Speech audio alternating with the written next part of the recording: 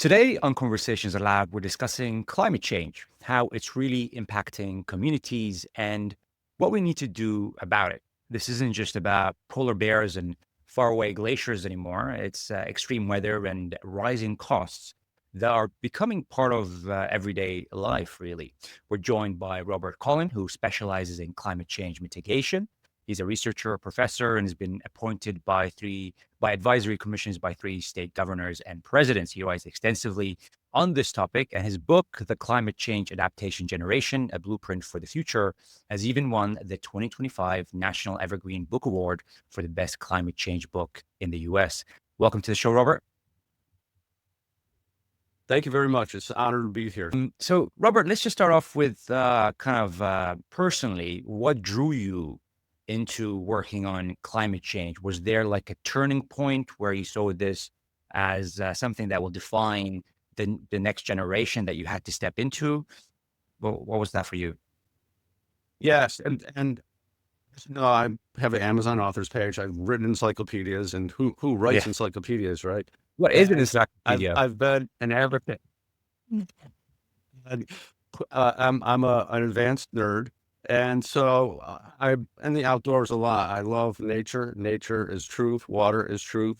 And I was climbing the mountains in Oregon when I was living there, teaching at the University of Oregon, and I was on a mountain called Coffin Mountain, and it's not very tall. It's 5,100 feet, and I saw odd clouds, and there's volcanoes that are there, but volcanic smoke is much different.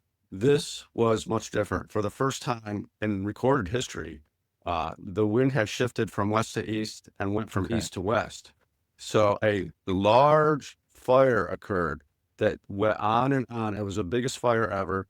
The air quality diminished substantially for over 2.5 months. It didn't go out What until year the was fall this? rains came. This was 2018, Okay. Labor Day weekend. And so I ran almost 5 miles down the mountain. There's no cell phone connection. I went to the National Park office. Nobody was there. And so I jumped in my truck and drove till I got cell phone connection and gave the alert to it. This fire connected two other fires. It destroyed properties that were listed by Sotheby's. For Oregon, Okay. that's a big deal. And it was so bad that mortgage companies would not insure mortgages. So all home sales were stopped for months because of the risk that the insurance companies are now facing with natural disasters.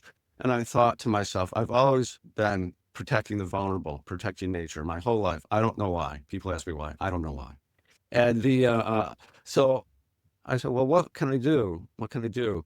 So I decided to write. I've had issues with large publishers marketing my books under someone else's names globally on four platforms because of some of the controversial messages I send. So I decided to create my own imprint. And the first book I did was on climate education in the classroom. Now, I am an activist. I want things done. I look at power. I've worked with state legislatures very successfully. I don't belong to organizations except those that I start. And the book was, the preface was used to support a bill in Oregon on climate education in the classroom. And I was very pleased. That's the only part that pleased me. But the book came out, and one thing I noticed about your generation is climate anxiety. It's deadening. 70% of the world feels it, 45% globally feels impaired by it every day. And it kills our future leaders in terms of their thought processes. So I use some social work magic to try to alleviate that. And the first thing I do is to say, it's okay to feel anxiety. You're not normal, you're not weak, you're not weird, you're not any subjective negative judgment. You are just feeling that. A feeling about that is okay. And then that helps. And then I show them successful climate adaptations around the world. And that takes away from the helplessness that causes anxiety to a sense of agency, a sense of agency. And then, and you may have related to this as a young man, or perhaps even now, I show them the latest whiz-bang type of thing that's out there Mm. from your generation, making pens out of bamboo leaves, sucking in plastics from the North Atlantic. There's many things your generation is doing. They're not scaled up in a way that helps yet, but it could be. So they get a sense of hope out of that. So they have agency and they have hope. and the anxiety goes down, and we help cultivate a generation of future leaders for climate adaptation. Now, mitigation is nice, resilience is nice, but my book is a call to action on reality. So I break the envelope on what climate scientists call climate impacts. I include earthquakes. They Mm. don't include earthquakes as climate change. But because communities live with earthquakes and they come with floods and wildfires and things like that, I include that. I include different stakeholders, emergency responders. Uh, we are now, with natural disasters increasing, the range of vulnerability has increased greatly. And so the natural responders become you and me. A mother saving her drowning child is a emergency responder. You helping someone that's been hit by a car in the streets of London is an emergency responder. So we are all emergency responders. They're not looked at very closely by scientists, but I'm looking at what real communities can do to adapt to real life climate change. The bigger intellectual issue I'm trying to do is reframe it. Right now, facts don't change people's actions or behaviors. Beliefs do. A study of 17,000 people globally that had suffered bad wildfires, droughts, and floods showed that their belief structure trumped over their fact pattern. So I'm trying to reframe the issue to depolarize it and to focus on flourishing. Flourishing is a Harvard study. It essentially is happiness and security. And if you're against flourishing, you're not very popular. And if you're against stopping wildfires and floods and drought and these types of things, then you're in the way. And that was a book on climate change in the classroom. The book that won the award that you mentioned, the Climate Adaptation Generation, is you. And so what I put there with your generation is how to be an advocate. I have advocacy briefs you can just plug in. And I have a lot of I'm an expert witness in federal court and in state courts. And so I have a lot of experience and 2 law degrees, and I have a lot of experience with advocacy and trying to get to yes on these things. Because of the climate anxiety, it becomes a politically salient issue at the grassroots level to do something about it. The other thing I do is planners toolkits. Here's what we can do. It's not complicated many times. Keep a wetland, paint a porous surface. I painted the roof of my house white many years ago. It's a concrete roof. I made my own paint. It cost $411. And the state had just had a break for energy savings, but they forgot And to include paint. They didn't know about this. And so I did it. And there was some pushback from my local community. Well, lo and behold, New York City has a white paint ordinance that allows to do this. In ancient countries and ancient places of the world, not just old world, ancient places, they have used color to prevent heat for many, many years. Europe is in a heat area. And so just using the simple thermodynamic principle of color, we can adapt to these simple types of things. So I have a number of ways to do that. And then another point that sometimes ignores the environmental elites is that we need small entrepreneurs that are willing to take risks to help with climate adaptation. We need blue collar workers that do the work. 19 out of 20 deaths occur in the US from blue collar workers and dealing with these risky jobs.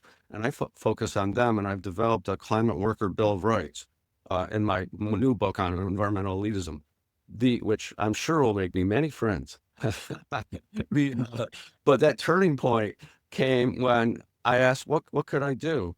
I can write. And because the publisher had essentially blackballed me, and a late Saturday night email, he confessed to all of this and said he over profusely in a snide way apologized and mitigated damages. And I thought, well, if I remove my ego, the thought's still there. And the thought is the most powerful thing in the world. Einstein said that. The other thing that really persuaded me was a statement in a speech by President Obama that said, your generation is the first generation to feel the impacts of climate change and the first generation that will begin to do something about it. So I thought, I have all this expertise. I've taught for years, all different kinds of students. I have an obligation and a privilege and a responsibility and a duty to get it out there whatever way I can. So I published these books for that purpose. The award, the Evergreen Award, is decided by librarians. I love librarians. They're actually information emergency responders. There's a 10-year study that has proven that when things go haywire, people go to the library to figure out where their family is, where resources are. And so this group of librarians and high school students were the deciders of this award, not any elitist group of academics, but real people dealing with real books that have a future that they really need to work with. So I was honored with that. It's also being considered for a Pulitzer Prize, but that's a Yeah. very long I mean, shot. it's so important, as you mentioned, to give that agency. And it seems like, your book is focused on that. And I want to go in later about the practical things that, people can do, and governments. But, having advised kind of both state and federal governments, how have the attitudes, in political circles towards climate change shifted over the years? The one big change has been a recognition of environmental justice, climate justice globally. But what I've done with is in the U.S. state, local, and federal government, and this attitude change has become from the somber and sober recognition of the disproportionate impact of environmental decisions by race and income. And there's no denying it. It cuts life short. There's epigenetic impacts for the many generations that your generation is finding out more and more about because you're dialed into genetics on these issues.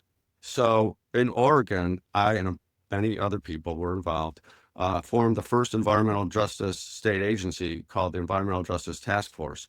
We had 12 positions. 4 were required by law to be people of color representing different groups. So there was, and they spoke for themselves. And this was a big attitude change. Now, the reason we survived for 11 years is that we never asked for any money. And I think it would have been hard in the state legislature to do that. Another driver is nature, and part of nature is bioaccumulating impacts that affect us in our brain, plastics in our brain, all these things bioaccumulate, and they begin to put everyone's skin in the game, as Mm. Obama would say. And so self-interest has increased that.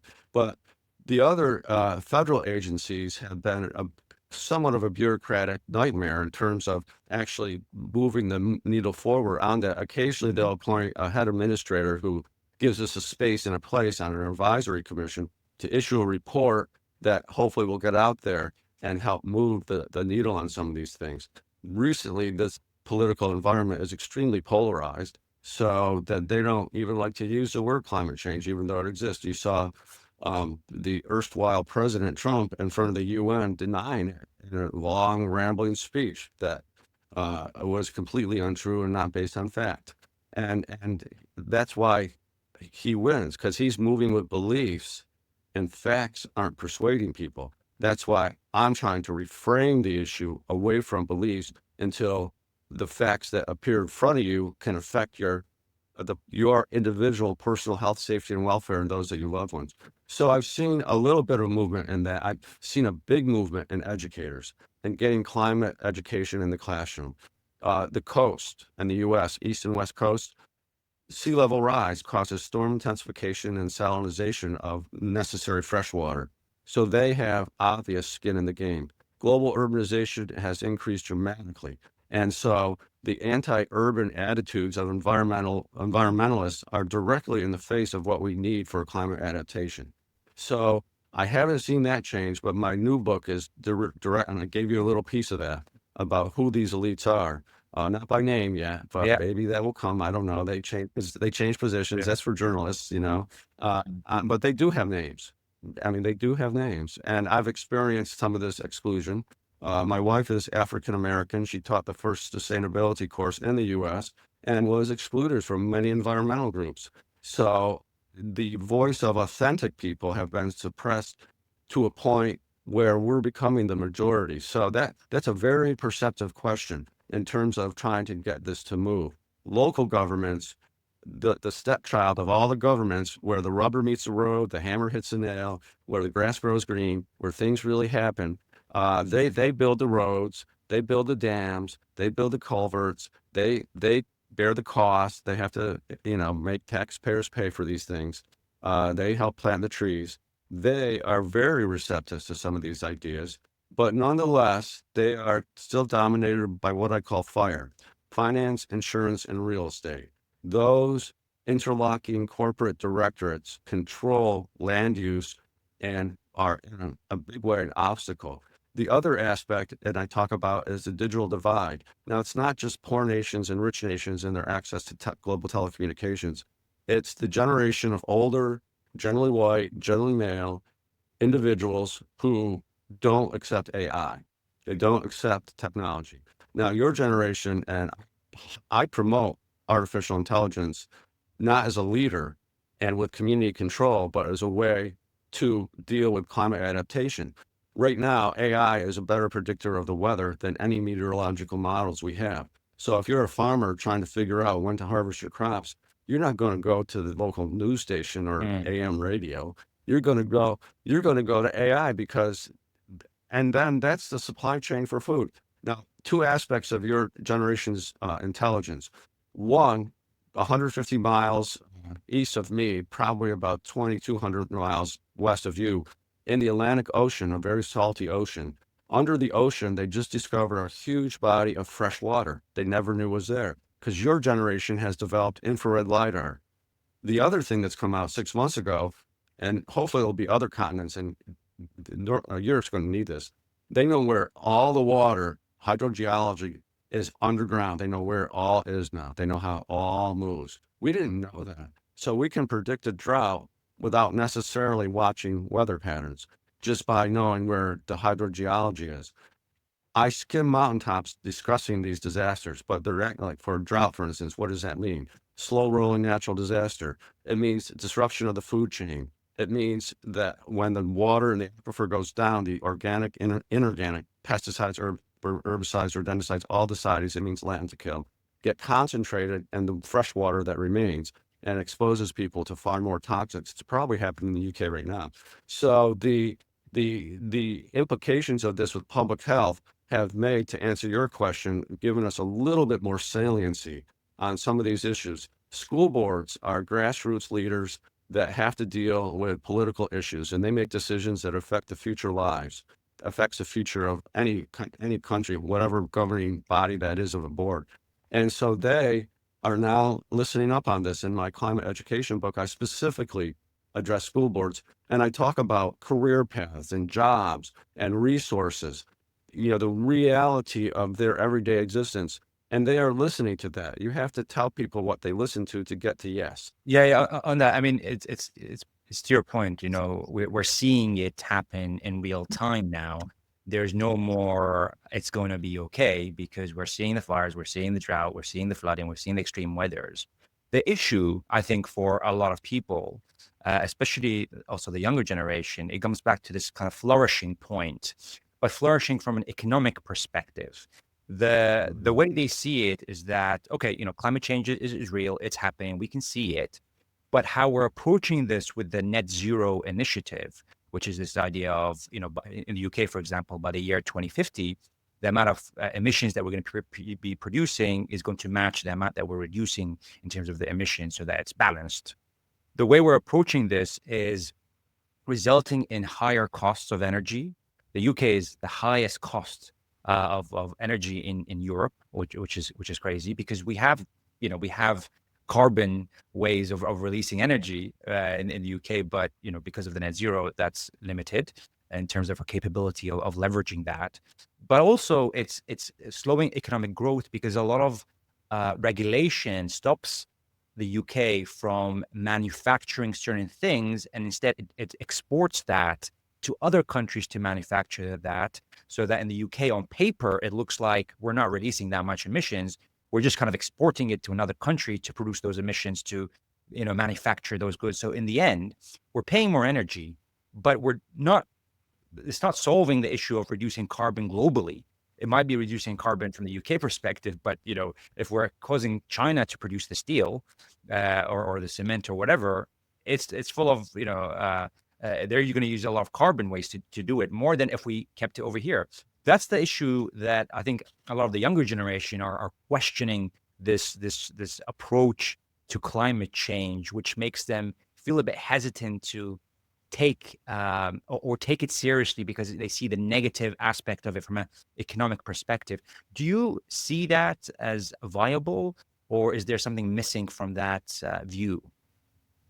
Well, one thing, the whole carbon trading issue has been full of holes from the beginning. When Pakistan, India, and China want to all get automobiles and enter an age, they'll use diesel fuel probably. So while the efforts of the UK are laudable in principle, they're not useful in practice. And this is one of the reasons why the polarization occurs with climate resilience, climate prevention, but not with climate adaptation. An aspect of climate adaptation is encouraging small entrepreneurs and helping them take some risks with this. And I'll give you an example on the West Coast. All the fires are occurring in California. So people from very wealthy areas in California moved north to Oregon. Well, Oregon started getting fires too. So they moved to Washington State. They started getting fires too. So a young man, much like you, had developed a fire-resistant paint.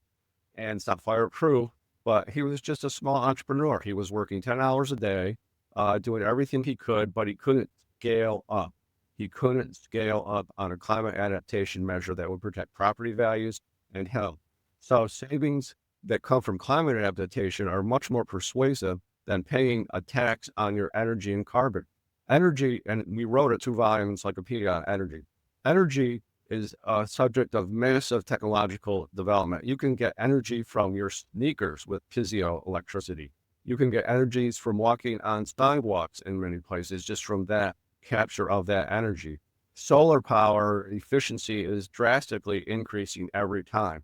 So the alternative energies have to be greatly, greatly supported with small entrepreneurs, men, women of different races coming as risk takers to try to get solar going on. An example from an ex-brother-in-law of mine who was a regular blue-collar guy, didn't go to college, he did solar, he was very good at it. He got appointed to a state board for environmental energy efficiency, and he had an idea to give the price of a big project to low-income people at the same, not like a residential price, but you have massive projects, there's volume discounts with that. And then you can get nonprofits to help them out a little bit. Well, they went around the room and they introduced themselves with their resumes and where they went to school. And he didn't go to college and they didn't even ask him. And then they just stopped inviting him to meetings. So this type of blue collar exclusion based on status and elitism is a big problem. Now, the UK, it's laudable to try to do that. I don't see us getting to 1.5. I see us going way beyond that. And so the energy recovery 1.5 from sorry, degree. that stopped the global warming at 1.5 degrees increase by 2050 is the Paris Accords on this, which the U.S. didn't even sign. And the U.S. is one of the worst polluters that have gotten the most benefits from their pollution. So climate justice with the industrialized countries, with the non-industrialized countries is a huge deal. And now we're telling India and Pakistan, no, you shouldn't really drive fancy cars like we do. Is not persuasive. So Yeah. the UK's energy cost is a sign of the old guard way of doing things. And why do they say that? Because the people making those decisions can afford that energy. You might not be able to afford it, but you're not in the room. Your resume didn't cut the mustard. And that excluded voice makes prices go up for those that are most oppressive.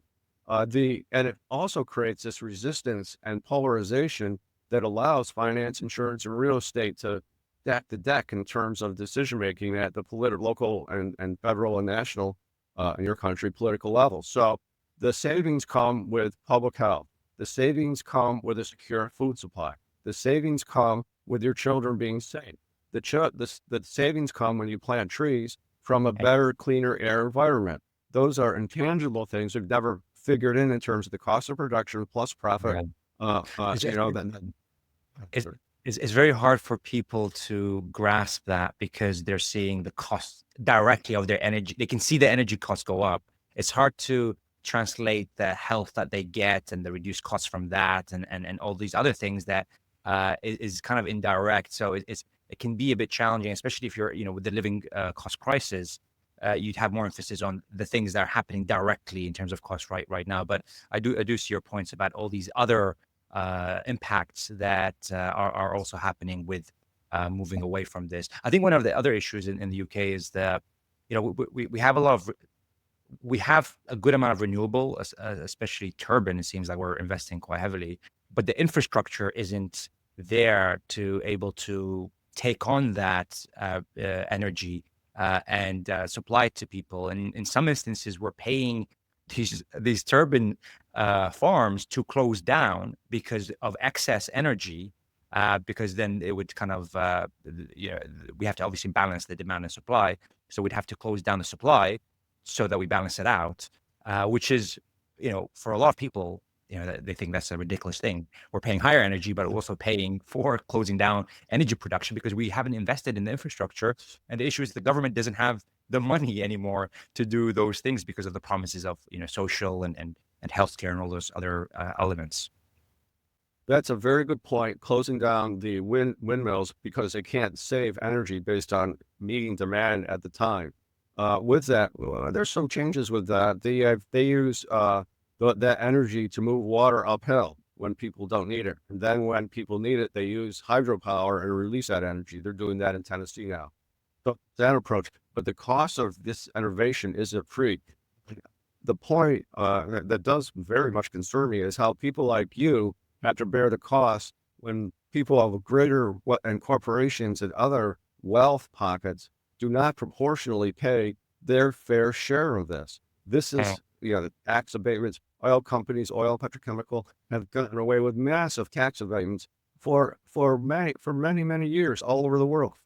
Great pollution has occurred. Great resources have focused and accumulated in the finance and in the banks where they keep their money, and they foist these types of decisions on the regular man and woman. That is a disproportionate part of your income, on this. So the ability to be self-sufficient per residence on your house, giving solar panels, making them there, and then get some deep cycle batteries, 50 deep cycle batteries to keep the power. One of the things I have here is geothermal. It's a well with geothermal to mitigate hot and cold temperatures.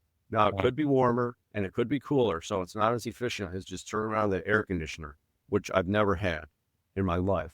And Right. so so there's these types of things, but government is letting wealthy corporations get away with foisting these costs and awkward prevention measures for climate change that won't do the job, that will result in unfair costs to lower income, middle income people, and that will not help you adapt to some of this. Now, the infrastructure issue is interesting.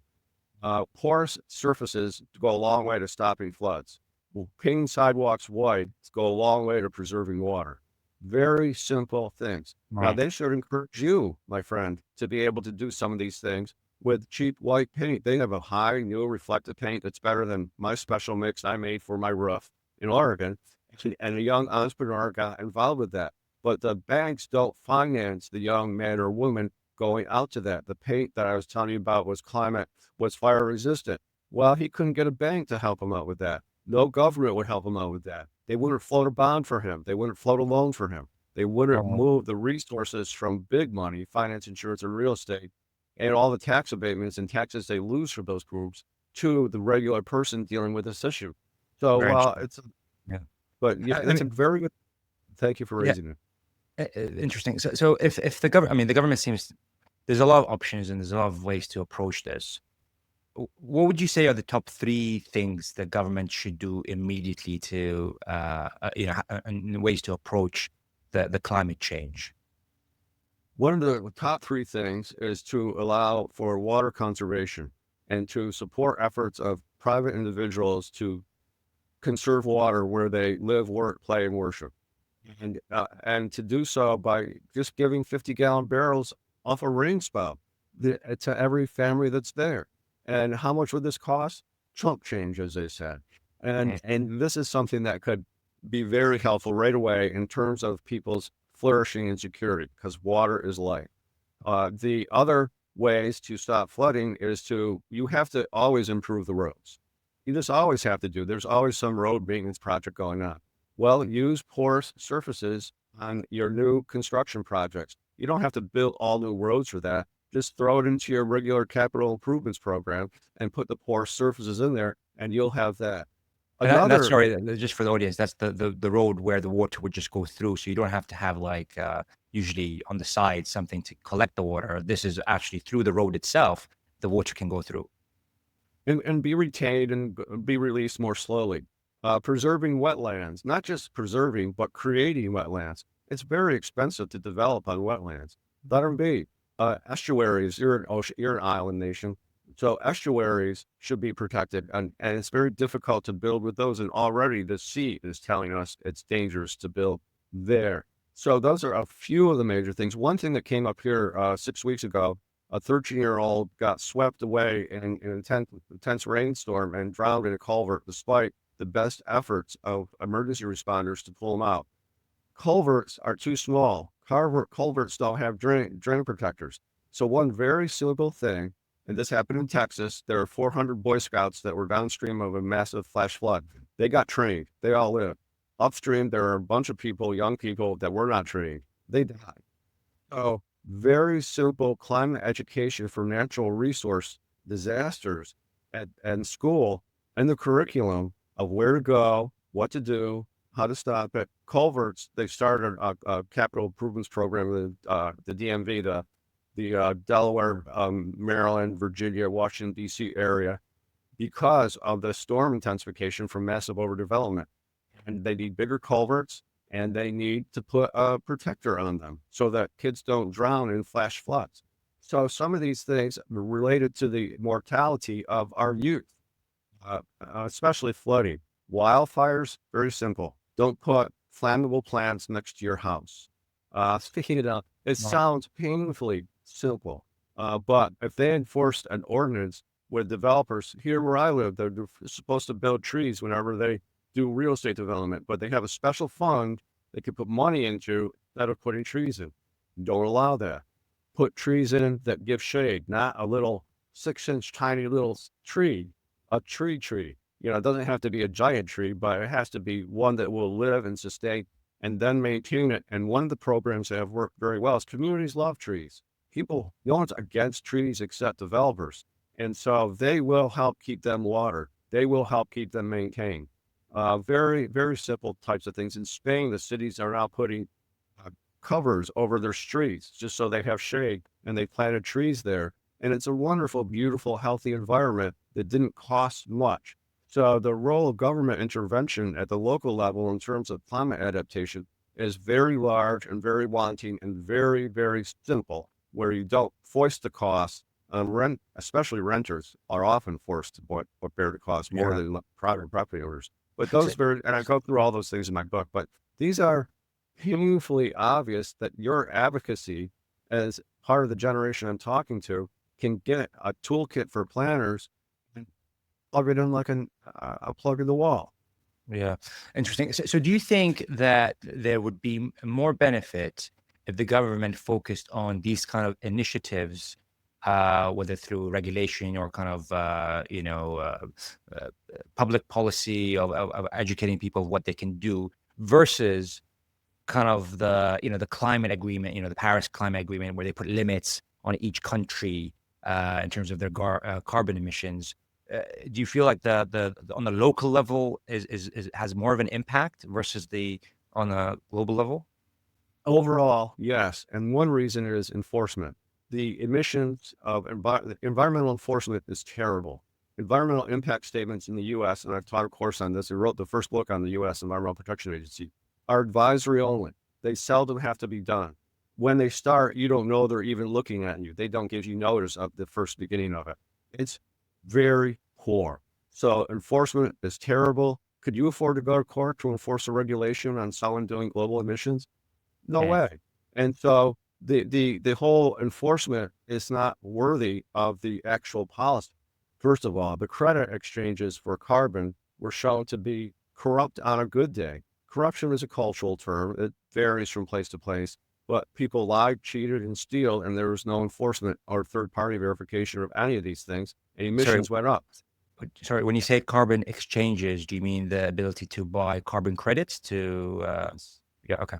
Yeah. So for the audience, most people when they look at organizations and they've reduced their carbon emissions, that not necessarily meant that they've installed different processes that reduce emissions. It could be they just bought some carbon credits that would reduce their carbon emissions, and then they would go and say, we've reduced our carbon emissions.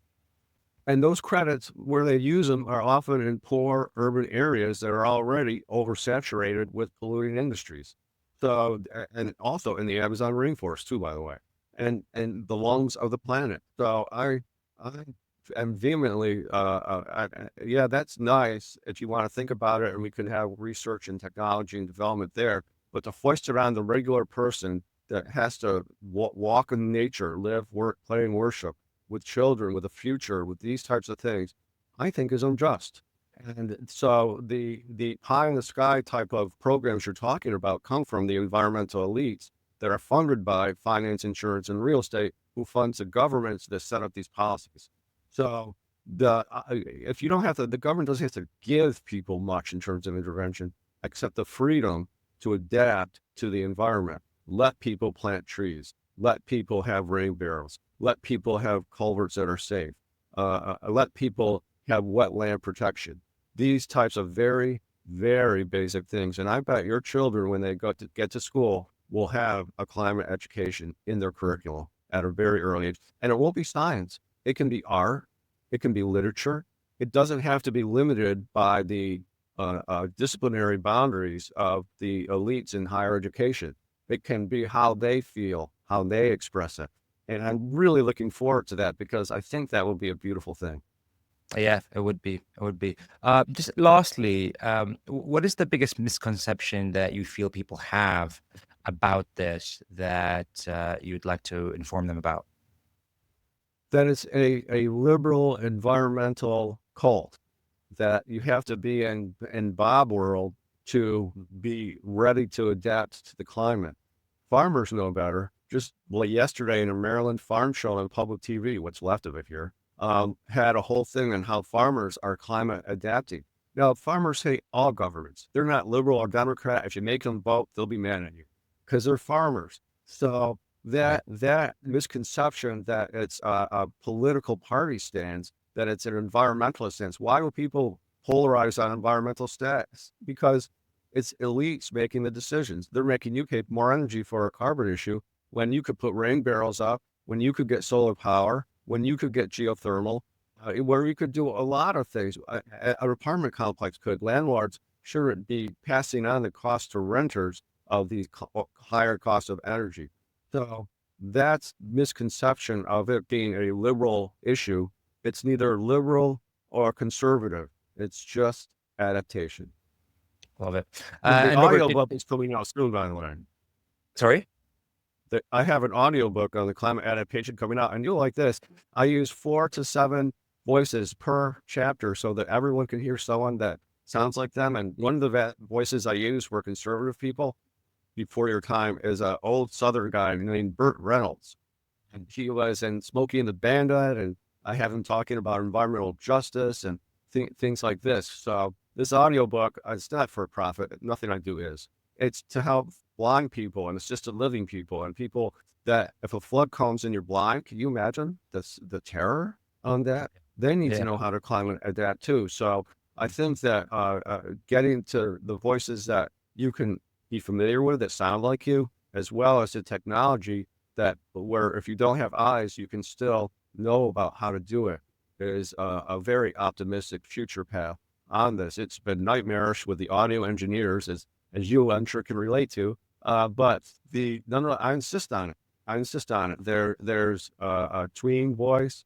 There's people say he's an angry young black man. He doesn't seem angry to me.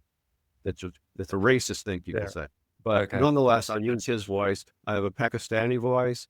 I have corporate male, corporate female voices, different voices for all people to hear someone that sounds like them. So they'll be safer with their own vulnerabilities in terms of how to climate adapt.